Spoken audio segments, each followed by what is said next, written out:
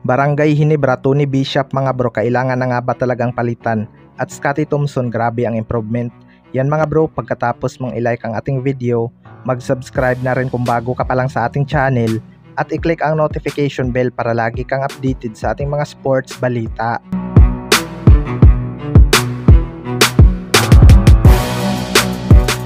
So bumalik na nga sa momentum ang Barangay Ginebra mga bro. Target nga nilang makuha ang twice to beat advantage ngayong elimination rounds.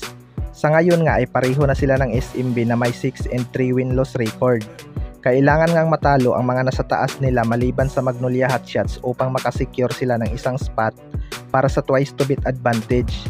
Sa laro nga ng Barangay Ginebra mga bro, di hamak na mas litaw ang laro ng mga locals kaysa kay Tony Bishop.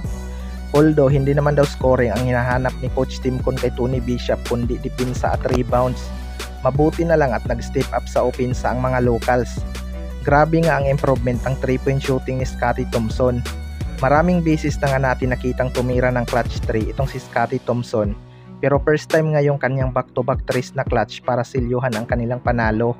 Hindi nga makapaniwala ang TNT tropang giga sa ginawa ni Scottie Thompson, lalo na sa kanyang naging kalawit rebound na nagresulta ng easy 2 points. Mahirap talagang kalaban ang isang kondisyon na Scottie Thompson lalo na kapag nag-init sa scoring. Sa kabilang banda naman mga bro, Tony Bishop dapat na nga bang palitan ng Barangay Ginebra? Ito ngang si Tony Bishop ay hindi ganon ka-threat sa opensa mga bro dahil hindi na nga tulad ng dati ang kanyang performance. Ball dominant nga itong si Tony Bishop kaya kailangan niya talagang mag-adjust sa sistema ni Coach Tim Con.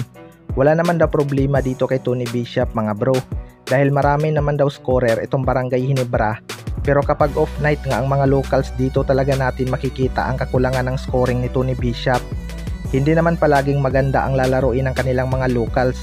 Kaya marami din talagang fans ng Barangay Ginebra ang nababahala na baka hindi nila madipinsahan ang kanilang Commissioner's Cup title. Pero malaki nga ang tiwala ni Coach Tim Con kay Tony Bishop. Sa ngayon nga mga bro ay pinapabalik na nga daw ni Boss Al Francis Chua itong si Justin Brownlee. Sinyalis na kaya ito na magbabalik na si Justin Brownlee sa ating pambansang liga? Well, para sa akin mga bro, malaking impact talaga kapag bumalik itong si Justin Brownlee, partikular na sa crowd. Pansin nga natin na hindi na ganun kadami ang nanonood ng live sa Barangay Ginebra ngayon kumpara noong si Justin Brownlee pa ang kanilang import.